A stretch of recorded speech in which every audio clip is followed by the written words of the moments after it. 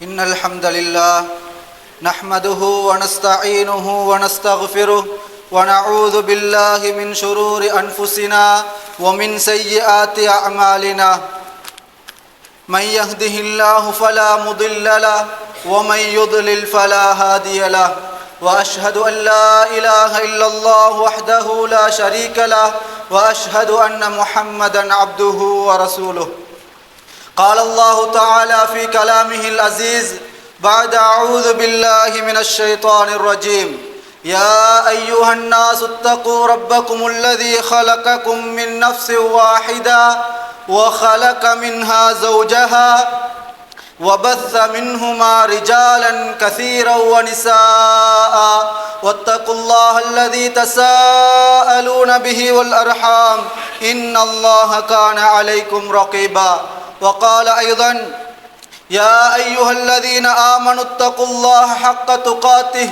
ولا تموتن إلا وأنتم مسلمون وقال أيضا يا أيها الذين آمنوا اتقوا الله وقولوا قولا سديدا يصلح لكم أعمالكم ويغفر لكم ذنوبكم ومن يطع الله ورسوله فقد فاز فوزا عظيما أما بعد فإن أحسن الحديث كتاب الله وخير الهدي هدي محمد صلى الله عليه وسلم وشر الأمور محدثاتها وكل محدثة بدعة وكل بدعة ضلالة وكل ضلالة في النار எல்லா புகழும் இவ்வையகத்தை படைத்து அந்த வையகத்திலே கோடான உயிர் ஜீவிகளை படைத்து அதிலே உயிர் ஜீவிகளில் மனித ஜீவன் என்ற மனித இனத்தை அல்லாஹு தாலா மிகவும் கண்ணியப்படுத்தி வைத்திருக்கின்ற ரப்புல் ஆலமீன் அல்லாஹ்வுக்கே என்றென்றும் புகழ் அனைத்தும் உண்டாகட்டும். சலாத்தும் சலாமும் மடமை எனும் இருளிலே வாழ்ந்து கொண்டிருந்த இந்த மனித சமுதாயத்துக்கு நேர்வழி எனும் ஒளிவிளக்கின் பக்கம் வழிகாட்ட வந்த நபிமார்களினதும் ரசூல்மார்களினதும் இறை தூதர் இன்னும் இறுதியானவர் இன்னும் நபிமார்களின் முற்றுப்பெற்றவர் என்று கூறப்படக்கூடிய முஹம்மத் நபி ஸல்லல்லாஹு அலைஹி வஸல்லம் அன்னாரின் மீதும் அன்னாரை பின்பற்றி வாழ்ந்த அன்னாரின் மதிப்புக்கும் கருணைக்கும் உரிய அன்னாரின் தோழர்கள் அன்னாரின் குடும்பத்தார்கள் இன்னும் இந்த இஸ்லாத்தை கட்டியெழுப்ப வேண்டும் என்பதற்காக தங்களுடைய வாழ்நாளை அர்ப்பணம் செய்த முஹத்திஸூன்கள் ஃபுகஹாக்கள் இன்னும் முஃபஸ்ஸிர்கள் என்று எல்லா மனிதர்கள் மீதும் இன்னும் என் மீதும் எங்கள் மீதும் உண்டாவதாக.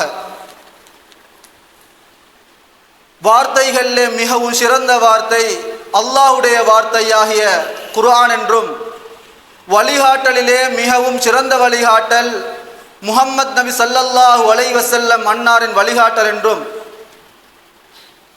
மார்க்கம் என்ற பெயரில் புதிதாக உருவாக்கப்பட்டவைகள் விடயங்களிலே மிகவும் மோசமானவைகள் என்றும் இவைகள் அனைத்தும் பித்அத்துக்கள் என்றும் இந்த பித்அத்துக்கள் நாளை மறுமையில் வழிகேடு அனைத்தும் நாளை மறுமையில் நரகத்தின் பக்கம் இட்டு செல்லும் என்ற கண்மணி நாயகம் ஸல்லல்லாஹு அலைஹி வஸல்லம் அவர்களின் பொன்மொழியை மொழிந்தவனாக என்னுடைய குத்துபாவை நான் ஆரம்பம் செய்கின்றேன். அன்பார்ந்த இஸ்லாமிய சகோதரர்களே, இன்று மனிதர்கள் பல குழப்பங்களுக்கு மத்தியில் வாழ்ந்து கொண்டிருக்கின்றார்கள். நோய் அவர்களுக்கு பிரச்சனை, பணம் இல்லாதது அவர்களுக்கு பிரச்சனை, சொத்து இல்லாதது அவர்களுக்கு ஒரு பிரச்சனை, செல்லவர்களுக்கு தொழிலே கிடையாது என்பது பிரச்சனை, செல்லவர்களுக்கு குடும்பம் பிரச்சனை, செல்லவர்களுக்கு பிள்ளைகள் இல்லை என்று பிரச்சனை, செல்லவர்களுக்கு பிள்ளைகளே பிரச்சனை. இவ்வாறு எல்லா மனிதர்களுக்கும் பலவிதமான பிரச்சனைகள் இந்த உலகத்தில் அவர் கண்மூடும் வரைக்கும் அவர்களுக்கு நடந்து கொண்டே இருக்கும். அதை அல்லாஹு தாலா குர்ஆன்ல ஆல இம்ரானில் குறிப்பிட்டு காட்டுகின்றான். வலனபுலுவன்னகும் பிஷைஇம் மினல் ஹௌஃபி வல் ஜூஇ வனக்ஸிம் மினல் அம்வாலி வல் அன்ஃபுஸி வஸ்ஸமராத் வபஷ்ஷிரிஸ் சாபிரீன். நிச்சயமாக நாங்கள் உங்களை பயத்தை கொண்டு உங்களுடைய உயிர்களை குறைப்பது கொண்டு, அதாவது மரணிக்க செய்து, உங்களுடைய தொழில்களில் உங்களுடைய செல்வங்களில் குறைவினத்தை ஏற்படுத்தி வருகின்ற வருமானத்தில் ஏதாவது குறையை செய்து இவ்வாறு பலதடப்பட்ட வழிகளில் அல்லாஹு தாலா சோதிப்பதாக நிச்சயமாக என்று அல்லாஹு தாலா குறிப்பிடுகின்றான். அதிலே யாரையும் விதிவிலக்கின்றி அல்லாஹு தாலா குறிப்பிடுகின்றான். அது நபிமாராக இருக்கலாம், அவுலியாக்களாக இருக்கலாம், பணக்காரர்களாக இருக்கலாம், ஏழைகளாக இருக்கலாம், சிறியவர்களாக இருக்கலாம், பெரியவர்களாக இருக்கலாம், யாரும் பாகுபாடின்றி அல்லாஹு தாலா நிச்சயமாக நான் உங்களை சோதிக்கப் போகின்றேன்.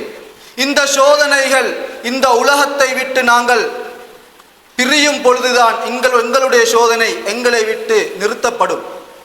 அதுவரைக்கும் இந்த உலகத்திலே ஒன்றன் பின் ஒன்றால் ஒரு சோதனை முடிய இன்னொரு சோதனை எங்களுக்கு முகம் கொடுத்து கொண்டேதான் இருக்கின்றது. இந்த சோதனைகளை பார்த்து சிலர் குறிப்பிடுகின்றார்கள், எனக்கு மரணத்தை சிலர் எதிர்பார்க்கின்றார்கள், எனக்கு மரணம் வந்துவிடக்கூடாதா, எனக்கு மௌத்து வந்துவிடக்கூடாதா என்று சிலர் எதிர்பார்க்கின்றார்கள். சில முஸ்லீம்கள் சொல்கின்ற வார்த்தை என்ன தெரியுமா? நான் முஸ்லீமாக பிறந்து விட்டேன், இஸ்லாத்தில் தற்கொலை என்பது ஹலாலாக இருந்தால் நான் தற்கொலை செய்து கொள்வேன்.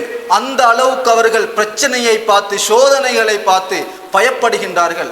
ஏன்? அவர்களுடைய ஈமானில் சிறியதோர் கோளாறு இருக்கின்றது. அந்த ஈமானில் உள்ள கோளாறை சரி செய்தால்தான் இவர்களுக்கு வருகின்ற சோதனைகளை அவர்களுக்கு பொறுத்து கொள்ள முடியும். பொறுமையாளர்கள் யார் என்பதை அல்லாஹு தாலா குறிப்பிடும் போது இவ்வாறான சோதனைகள் வரும் பொழுது அவர்கள் சொல்வார்கள், இன்னா லில்லாஹி வ இன்னா இலைஹி ராஜிஊன், நாங்கள் அல்லாஹ்வுக்குரியவர்கள், நாங்கள் அவனிடமே மீளுவோம் என்ற அந்த வாசகத்தை அவர்கள் சொல்வார்கள்.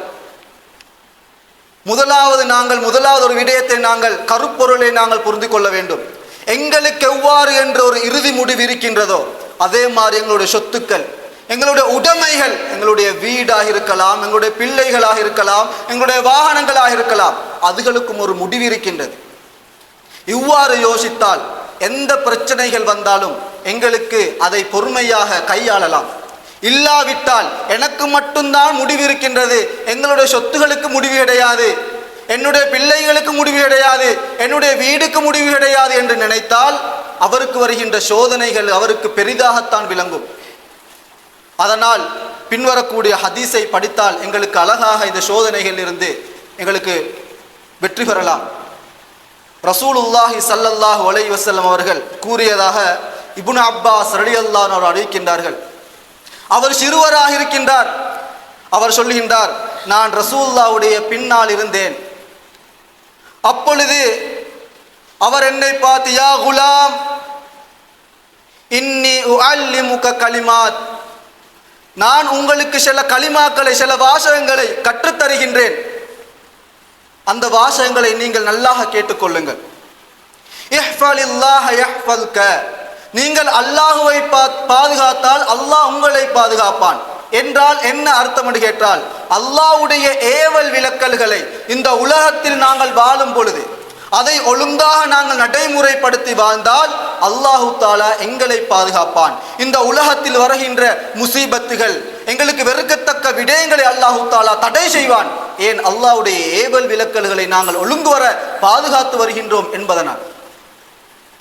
இஹ்ஃபலில்லாஹ தஜிதுஹு துஜாஹக், நீங்கள் அல்லாஹ்வுடைய சட்டதிட்டங்களை பாதுகாத்து வந்தால், தடைகளை மீறாமல் ஏவல்களை முடியுமான அளவு நடந்து செய்து வந்தால் அல்லாஹுவை நீங்கள் உங்கள் முன்னால் நீங்கள் பெற்றுக்கொள்வீர்கள் என்றால் நாங்கள் கேட்கின்ற எல்லாத்துக்கும் அவன் பதில் சொல்ல காத்திருக்கின்றான் என்பது அர்த்தம். சொன்னார்கள், இதா சஅல்த ஃபஸ்அலில்லாஹ், சிறுவனே நீங்கள் அல்லாஹ் யாராவிடம் கேட்க விரும்பினால் அல்லாஹ்விடம் கேளுங்கள். நீங்கள் யாருக்கிட்டையாவது உதவி தேட விரும்பினால் ஃபஸ்தஇன் பில்லாஹ், அல்லாஹ்விடம் நீங்கள் உதவி தேடுங்கள். இன்று ஒரு கஷ்டம் வந்தால் முதலாவதாக நாங்கள் ஒவ்வொருவரும் எங்களுடைய மனதில் நாங்கள் கையை வைத்து சிந்திக்க கடமைப்பட்டிருக்கின்றோம். எங்களுக்கு ஒரு கஷ்டம் வரும் பொழுது முதலாவதாக உங்களுடைய நண்பர்கள், உங்களுடைய மனைவியர்கள், உங்களுடைய குடும்பத்தார்கள், ஏதோ பழகின்ற செல்வந்தர்கள் என்று இவரிடத்தில் தான் முதலாவதாக நாங்கள் முறைப்பாடு செய்கின்றோம். அல்லாஹ்விடத்தில் முறைப்பாடு செய்வது கிடையாது. எந்த அளவுக்கு அல்லாஹ்விடம் நாங்கள் எந்த விஷயத்தை முறைப்பட வேண்டும் என்றாலும் ஷருப்புடைய அந்த பட்டி என்று செல்வோம் என்றால் அது கூட பிஞ்சால் அல்லாஹ்விடத்தில் கையேந்து கேளுங்கள், அல்லாஹு தாலா தர காத்திருக்கின்றான். நாங்கள் தான் கேட்காமல் பொடுபோக்குத்தனமாக இருந்து கொண்டிருக்கின்றோம். இந்த மனிதரிடத்திலே சொல்லி இந்த மனிதர்கள் கூறுகின்ற சில ஆறுதலை கேட்டு நாங்கள் மடையர்களாக இருந்து கொண்டிருக்கின்றோம். அந்த ஆறுதல் நிரந்தரம் கிடையாது. அவருடன் பேசிவிட்டு மீண்டும் வீட்டுக்குள்ள வரப்பொழுதே மீண்டும் அந்த சிந்தனை வந்து மீண்டும் அந்த பிரச்சனைக்குள்ள அவள் ஆளாகிறார். மன நிம்மதி வேணுமாக இருந்தால் அல்லாஹ்விடத்தில் வருகின்ற பிரச்சனைகள் சிறிதாக இருந்தாலும் பெரிதாக இருந்தாலும் அல்லாஹ்விடத்தில் நாங்கள் கேட்க பழக வேண்டும். வஅலம் அன்னல் உம்மத லவிஜ்தமஅத் அலா ஐயன்ஃபஊக பிஷைஇன், சிறுவனே நீங்கள் அறிந்து கொள்ளுங்கள் என்று இப்னு அப்பாஸ் ரலியல்லாஹு அன்ஹுவுக்கு ரசூலுல்லாஹி ஸல்லல்லாஹு அலைஹி வஸல்லம் அவர்கள் கற்றுக் கொடுக்கின்றார்கள். சிறுவனே, இந்த முழு உம்மத்தும் இந்த முழு மனித சமுதாயமும் ஒன்று சேர்ந்து உங்களுக்கு ஏதாவது ஒரு நலவை செய்ய வேண்டும். உங்களுடைய கடன் பட்டிருக்கிறீர்கள், உங்களுடைய கடன் முழுக்க நாங்கள் செலுத்தி நாங்கள் உங்களை நிரபராதியாக போகின்றோம், நீங்கள் செய்கின்ற குற்றத்திலிருந்து உங்களை நிரபராதியாக போகின்றோம் என்று முழு உம்மத்தில் உள்ள மனிதர்கள் அனைவரும் சேர்ந்து உங்களுக்கு நலவை செய்ய நாடினால் லை யன்ஃபஊக இல்லா பிஷைஇன் கத் கதபஹு அல்லாஹு லக, அவர்களுக்கு அதை செய்ய முடியாது. அல்லாஹு தஆலா அவனுடைய கலா கதிரில் அதை எழுதி இருந்தாலே தான் அதை அல்லாஹு தஆலா உங்களுக்கு இவ்வாறு உதவி செய்ய வேண்டும். அந்த உதவியால் நீங்கள் நிரபராதியாக வேண்டும், உங்களுடைய கடன் தொல்லைகள் இல்லாமல் போக வேண்டும், உங்களுடைய நோய்கள் இல்லாமல் போக வேண்டும், இந்த வைத்தியத்தில் காட்டினால் உங்களுடைய நோய் குணமாக வேண்டும் என்று அல்லாஹு தஆலா அவனுடைய கலா கதிரில் பதிவேட்டில் பதிவிருந்தாலே ஒழிய உங்களுக்கு யாரும் இந்த முழு உம்மத்தும் சேர்ந்து உங்களுக்கு ஒரு நலவை செய்ய நாடினால் செய்ய முடியாது. இதை புரிந்தால் எங்களுக்கு வருகின்ற கஷ்டங்கள், சோதனைகள், துன்பங்கள், கவலைகள் எல்லாத்தையுமே நாங்கள் அல்லாஹ்விடம் தான் முறைப்படுவோம். இந்த பேச்சை நாங்கள் கேட்காமல் சிறு சிறு பிரச்சனைகள் எல்லாத்துக்கும் மனிதர்களை நாடி ஓடிக்கொண்டே இருக்கின்றோம். ஏன்? ஈமானில் ஒரு கோளாறு, அல்லாஹ் மீது முழுமையான நம்பிக்கை இல்லை. வெறுமனே பாய் பேச்சில் தான் நான் ஒரு முஸ்லீம், நான் ஒரு முஃமின் என்று கொண்டிருக்கின்றார்கள். என்னுடைய ஈமான் உறுதியான ஈமானா? எனக்கு வருகின்ற சோதனைகளில் நான் எவ்வாறு நடந்து கொள்கின்றேன்? எனக்கு பிள்ளை இல்லையா? பல வைத்தியர்களை நாடுகின்றார்கள். எனக்கு திருமணம் நடக்கவில்லையா? திருமணம் கதைக்கின்றவரிடத்தில் ஏராளம் ஓடுகின்றார்கள். அல்லாஹ்விடத்தில் கேட்போமா? அல்லாஹ்விடத்தில் கேட்பது இரண்டாவது. முடியாமல் போகும் பொழுதுதான் அல்லாஹ்விடத்தில் கேட்கின்றார்கள். இப்ப நீங்கள் யோசித்து பாருங்கள், இந்த இடத்தில் நாங்கள் அல்லாஹுவை நாங்கள் மட்டம் தட்டி பார்க்கின்ற ஒரு இடத்துக்கு வருவோம். ஏன்? எங்களால முடியும், கடைசி கட்டம் ஏலா போனால் தான் அல்லாஹ்விடம் கேட்போம் என்ற ஒரு எண்ணப்பாங்க எங்களுடைய உள்ளத்தில் இருந்து கொண்டுதான் இருக்கின்றது. எங்களுக்கு முடியும், முடியாவிட்டால் அல்லாஹ்வில் கேட்போம். எங்களுக்கு எந்த விடயமாக இருந்தாலும், எங்களுக்கு முடியுமான விடயமாக இருந்தாலும் அல்லாஹ்விடத்தில் நாங்கள் கேட்டுத்தான் அதை செய்ய வேண்டும். எந்த ஒரு நல்ல விஷயத்தை செய்ய போவதா இருந்தாலும் அல்லாஹ்விடத்தில் கேட்டுத்தான் செய்ய வேண்டும். அதில் நலவிருந்தான் அல்லாஹு தஆலா அதை செய்ய வைப்பான். அதுக்கு ரசூலுல்லாஹி ஸல்லல்லாஹு அலைஹி வஸல்லம் அவர்கள் இஸ்திகாராவுடைய துஆவை கற்று தந்தார்கள். அதை நாங்கள் செய்வது கிடையாது. ஒரு வீடை கட்டும் பொழுது எங்களுடைய நண்பர்கள், தோழர்கள் எல்லாரிடமும் செல்வோம்.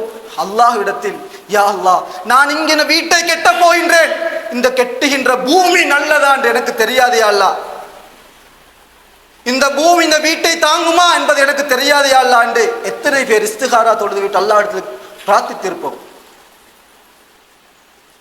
ஒரு நல்ல விஷயத்தை செய்யும் பொழுது எத்தனை பேர் அல்லாஹ்விடத்தில் பிரார்த்தித்து, யா அல்லாஹ் எனக்கு நலவாக இருந்தால் இதனுடைய நலவை தந்திரு, யா அல்லாஹ் தீமையாக இருந்தால் இதை செய்யாமல் என்னை தடுத்து விடியா அல்லாஹ் என்று நாங்கள் எத்தனை பேர் அல்லாஹ்விடத்தில் மன்றாடி இருப்போம். இவ்வாறு நல்ல விஷயங்கள் கூட முசீபத்தாகுவதற்கான காரணம் அல்லாஹ்விடத்தில் பிரார்த்தித்து அல்லாஹ்விடத்தில் முறைப்பாடிட்டு அந்த விஷயத்தை செய்யாவிட்டால் தான் அந்த நல்ல விஷயத்திலும் பல பிரச்சனைகள் வருவதை நாங்கள் பார்க்கலாம்.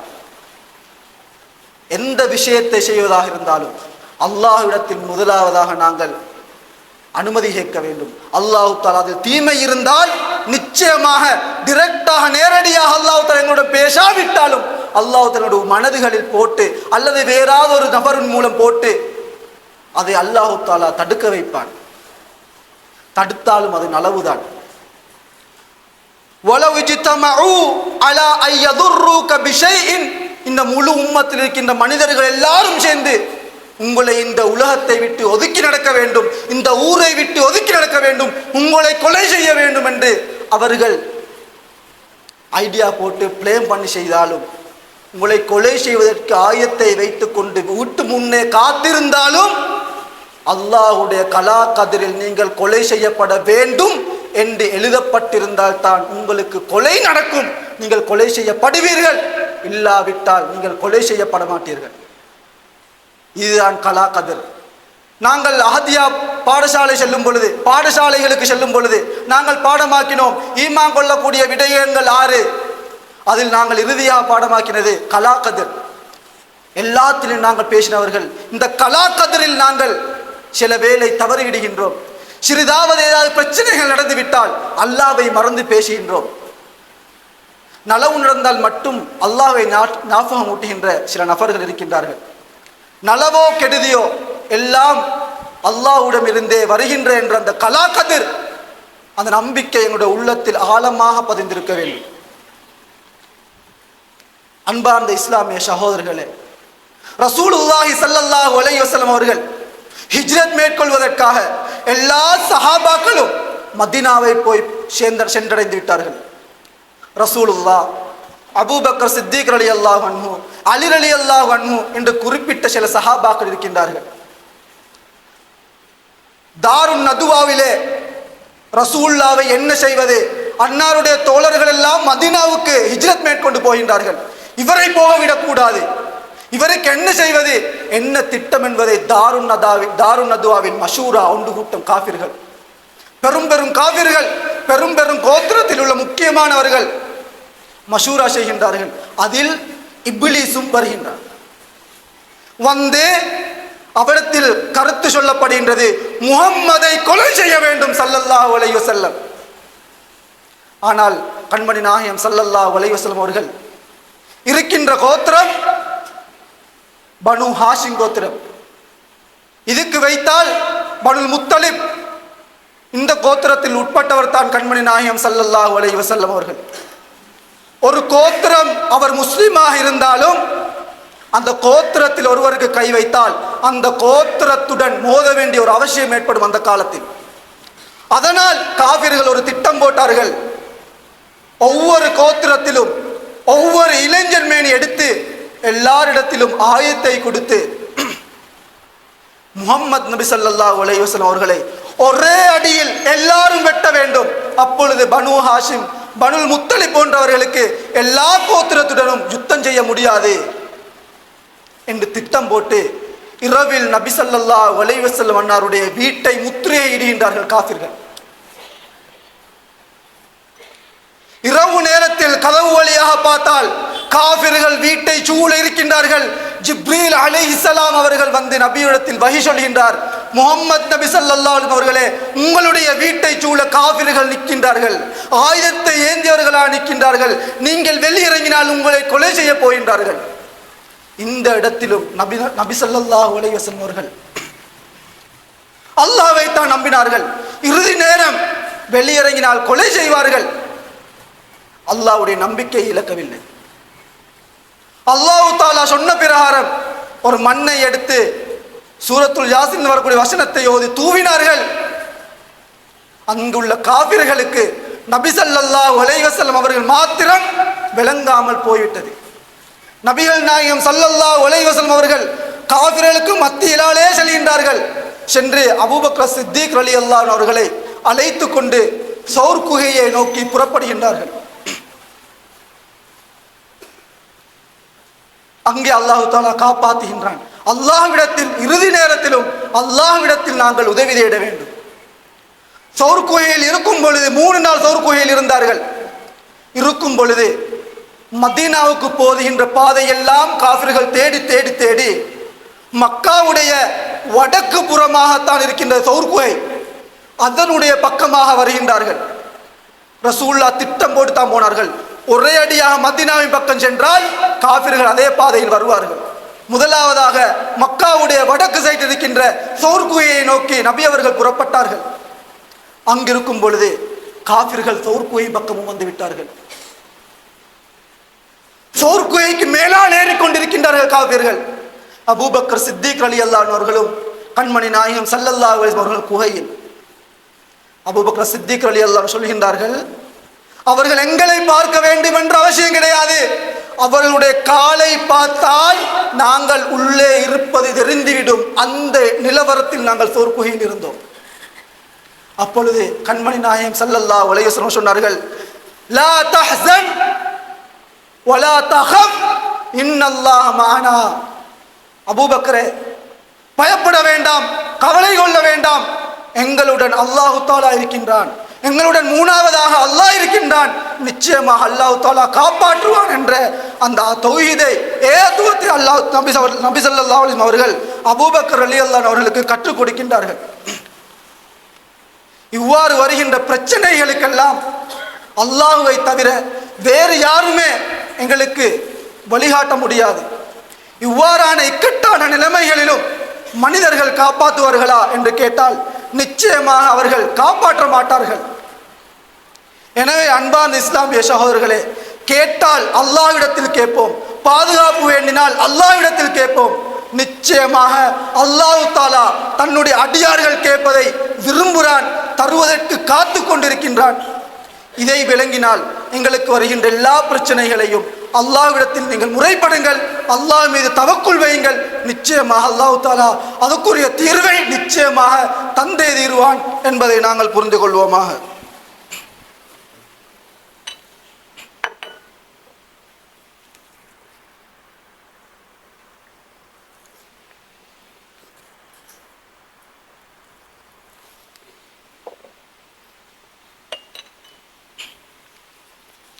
அல்ஹம்துலில்லாஹி ரப்பில் ஆலமீன் வஸ்ஸலாத்து வஸ்ஸலாமு அலா அஷ்ரஃபில் அன்பியா வல் முர்சலீன் நபியனா முஹம்மதின் வ அலா ஆலிஹி வ ஸஹ்பிஹி அஜ்மஈன். அம்மா பாத். இந்த சோதனைகள், கவலைகள், துன்பங்கள் இதுகள் வரும் பொழுது நாங்கள் தேடுவது மன நிம்மதிதான். சம்பாதிப்பது ஏன்? நிம்மதியாக இருப்பதற்கு. வீட்டை கட்டுவது ஏன்? நிம்மதியாக இருப்பதற்கு. சொத்துக்களை சேர்ப்பது ஏன்? நிம்மதியாக இருப்பதற்கு. திருமணம் முடிப்பது ஏன்? நிம்மதியாக இருப்பதற்கு. இதில் அனைத்திலுமே நிம்மதி இல்லாவிட்டால் ஒரு நாளும் இவைகளில் அனைத்திலும் நீங்கள் நிம்மதியை தேடினால் நிச்சயமாக நிம்மதி கிடைக்காது. எங்கே நிம்மதி இருக்கின்றது? அல்லாஹு தஆலா குறிப்பிடுகின்றான், வமன் அஅரத அன் ذிக்ரி ஃபஇன்ன லஹு மஈஷத்தன் தங்கா.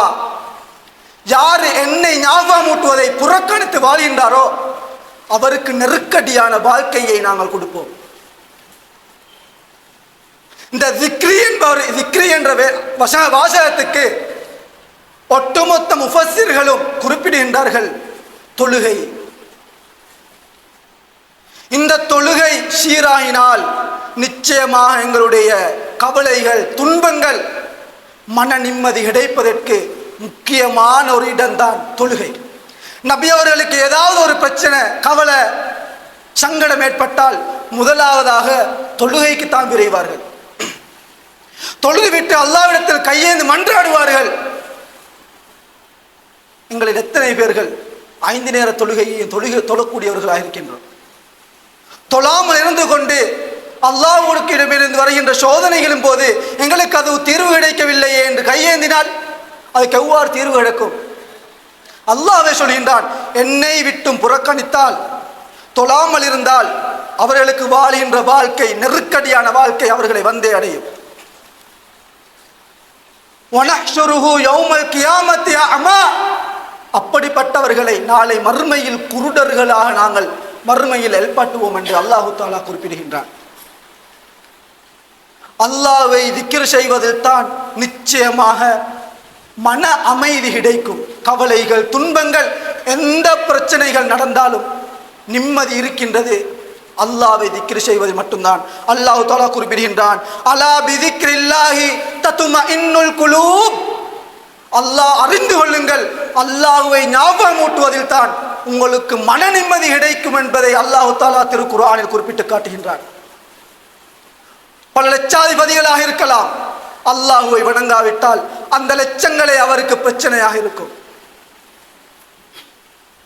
பல பிள்ளைகள் உள்ளவராக இருக்கலாம், 4 மனைவிமார்கள் உள்ளவராக இருக்கலாம், அனைத்தும் அவர் தொழாவிட்டால் அந்த அனைத்தும் அவருக்கு பிரச்சனையாக இருக்கலாம்.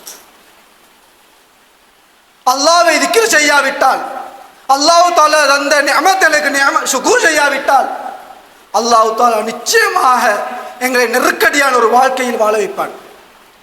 நாங்கள் முஃமினாக இருந்தால் எங்களுக்கு வருகின்ற சோதனைகளை பார்த்து நாங்கள் பயப்படக்கூடாது. முஃமினாக இருந்தால் இன்னொரு விஷயம், சோதனைகள் ஒரு சோதனை முடிய மட்டுப்பட்ட சோதனை லேசாக அமையாது, மற்றது கடுமையாக இருக்கும். இதை நாங்கள் புரிந்து கொள்ள வேண்டும். அந்த கலகிய படிப்பு தான் இப்ராஹிம் அலைஹிஸ்ஸலாம் அவர்கள். அல்லாஹ்வுடைய கலீல், அல்லாஹ்வுடைய நண்பன் என்று அழைக்கப்பட்டவர் இப்ராஹிம் அலைஹிஸ்ஸலாம். பைத்துல் மஅமூரிலே சாய்ந்து கொண்டிருப்பதாக ரசூலுல்லாஹி ஸல்லல்லாஹு அலைஹி வஸல்லம் அவர்கள் மிஅராஜுடைய பயணத்தில் கண்டார்கள். பைத்துல் மஅமூர் என்பது வானத்தில் இருக்கின்ற ஒரு பள்ளிவாயல், கஅபாவுக்கு நேராக இருக்கின்ற பள்ளிவாயல். ஒரு நாளுக்கு 70,000 மலக்குமார்கள் தொழுகைக்காக வருவார்கள். மீண்டும் போனால் அவர்கள் மறுமை வரைக்கும் அந்த மலக்குமார்கள் வரமாட்டார்கள். அப்படிப்பட்ட பைத்துல் மஅமூரில் 7ஆம் வானத்தில் இப்ராஹிம் அலைஹிஸ்ஸலாம் சாய்ந்து கொண்டிருக்கின்ற அந்த இப்ராஹிம் அலைஹிஸ்ஸலாம் அவர்கள் உலகத்தில் வாழும் பொழுது முதலாவது ஒரு கட்டம் நெருப்பில் போடுகின்ற ஒரு கட்டம்.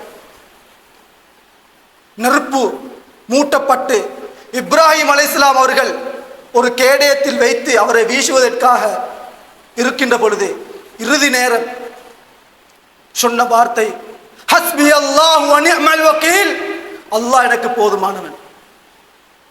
அவ்வளோ கஷ்டங்களிலேயும், அவ்வளோ தன்னுடைய உயிர் போக போகின்றது, நிச்சயம் தன்னுடைய உயிர் போக போகின்றது என்ற அந்த கட்டத்திலும் அல்லாஹ்வுடைய குத்ரத்தை, அல்லாஹ்வுடைய குவத்தை, அல்லாஹ்வுடைய பலத்தை புரிந்து வைத்திருந்தார்கள் இப்ராஹிம் அலைஹிஸ்ஸலாம். நெருப்பை கூட அல்லாஹ் தஆலா ஆட்டி படைக்கக்கூடியவன். நெருப்புக்கு அல்லாஹ் தஆலா குளிரானதாகவும் சாந்தியானதாகவும் இப்ராஹிம் அலைஹிஸ்ஸலாத்துக்கு ஆகுன்னு அல்லாஹ் தஆலா நெருப்புக்கு கட்டளையிட்டான். நெருப்பும் அதுபோல் ஆகிவிட்டது. அந்த சோதனை முடிந்து விட்டால் மற்ற சோதனை அதைவிட கடுமையானது. ஹாஜர் நாயகியையும் இஸ்மாயில் அலைஹிஸ்ஸலாம் பச்சிலம் பாலகன், பல வருடங்களுக்கு பின்னால் பிள்ளை பாக்கியம் கிடைத்திருக்கின்றது. அவர் முதியவராக இருக்கின்றார். இப்பொழுது அல்லாஹ்வுடைய ஏவல், அல்லாஹ்வுடைய வஹி தன்னுடைய மனைவியையும் தன்னுடைய பிள்ளையையும் யாரும் இல்லாத அந்த மக்கா பூமியில் விட்டு விட்டு பின்னே திரும்பி பார்க்காமல் நீங்கள் போக வேண்டும். மத்த கட்ட கஷ்டமானது. விட்டு விட்டு வந்தார்கள். அல்லாஹ்வை சரியான முறையில் புரிந்திருந்தார்கள். அது முடிந்தால் அந்த சோதனை முடிந்து விட்டதா? மீண்டும் வருகின்றார்கள். பிள்ளை ஓடி ஆடுகின்ற வயது பருவம், பிள்ளை தந்தையே என்று அழைக்கின்ற பருவம் வந்தால் தன்னுடைய பிள்ளையை அறுக்குமாறு அல்லாஹ் தஆலா கட்டளையிடுகின்றான்.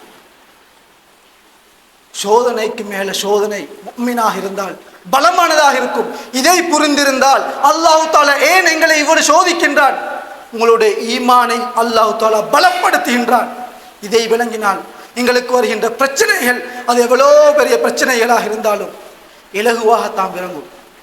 எனவே அன்பார்ந்த இஸ்லாமிய சகோதரர்களே, நாங்கள் எங்களுக்கு வருகின்ற பிரச்சனைகள், எங்களுக்கு மன நிம்மதி கிடைக்க வேண்டுமா, கவலைகள் இல்லா போக வேண்டுமா, முதலாவது அல்லாஹ்வை திக்ர் செய்ய வேண்டும். அந்த திக்ர்களில் முக்கியமானது தொழுகை. 5 நேர தொழுகைகளையும் சீராக நல்ல முறையில் நாங்கள் அதை பேணி தொழுது கொள்ள வேண்டும்.